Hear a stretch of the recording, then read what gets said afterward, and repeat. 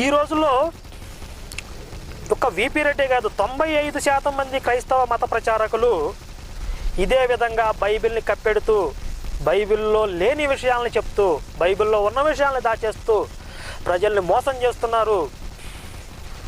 ఎవరో ఒకళ్ళో ఇద్దరు ఉంటారు, ఈ తప్పు ఒప్ప నాకు తెలియదు, మా దేవుడు చెప్పాడు కనుక నేను చెప్పేస్తా, మా దేవుడు చెప్పాడు నేను ఏదో చెప్తా, తప్పు ఒప్ప నాకు తెలియదు అని మొండిగా చెప్పేవాడు కొంతమంది ఉన్నారు విశ్వాసులు. అక్కడ వాళ్ళు అక్కడక్కడ ఎక్కడో చెదురుగా రేరుగా తగులుతారు మనకి. ఇలాంటి దొంగ ప్రచారకులు మాత్రం మనకి వీధి వీధికి అడుగడుక్కి తగులుతారు.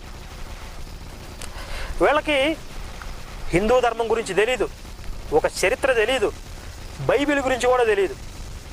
ఒక కోట్ వేసుకుని, టై వేసుకుని, చక్కగా నీట్గా పాపర్ తీసుకుని తయారైపోతారు, పొద్దున్నే బయలుదేరతారు. పాపులారా వినండి అంటాడు మైకి పట్టుకుని. ఈడే ఒక పెద్ద పాపి.